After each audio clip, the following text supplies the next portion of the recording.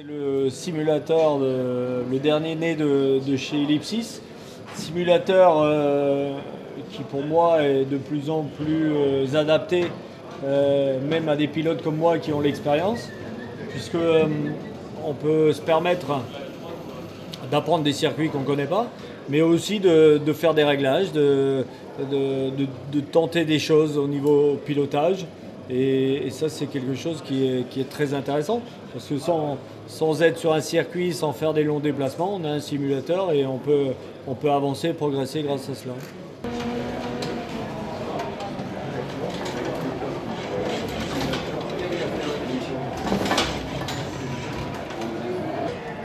Là, je suis sur le circuit du Nürburgring, le grand circuit, le tout grand. C'est un circuit qu'on a au calendrier cette année.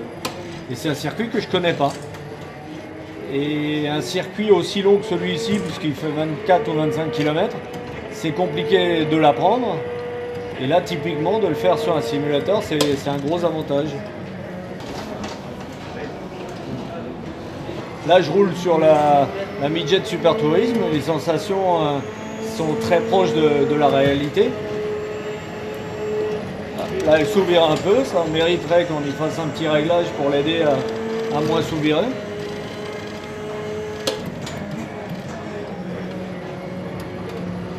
Voilà, quand on touche un vibreur, on le ressent bien dans le volant. Le volant se durcit en fonction du grip qu'il y a, si on est sur le vibreur, sur l'astroturf ou sur la piste.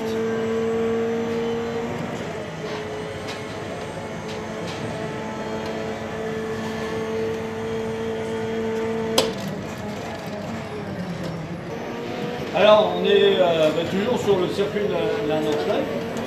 C'est un circuit qui est très compliqué à apprendre parce qu'il est très long, très boosté, très vallonné.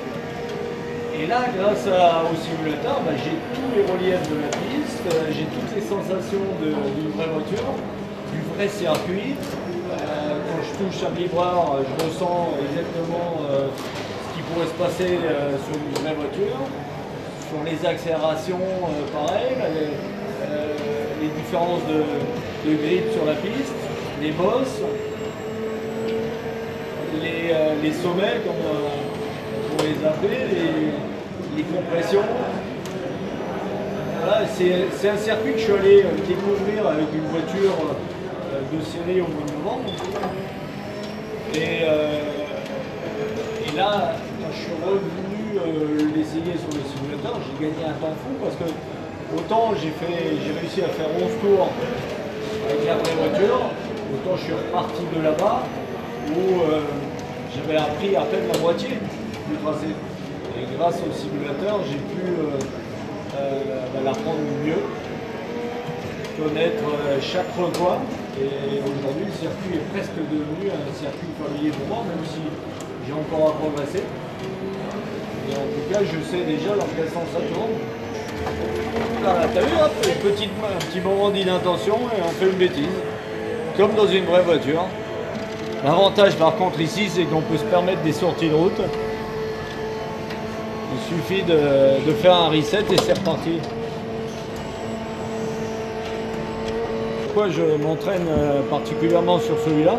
Parce que c'est un circuit qui est très peu disponible, on peut très peu s'entraîner.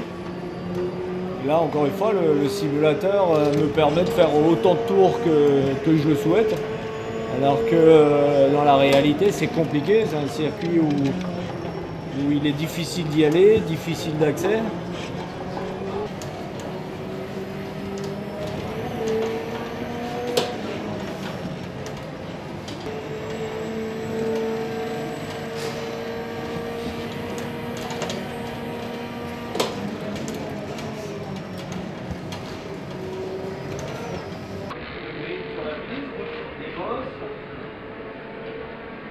Les sommets, on les appelle, les compressions.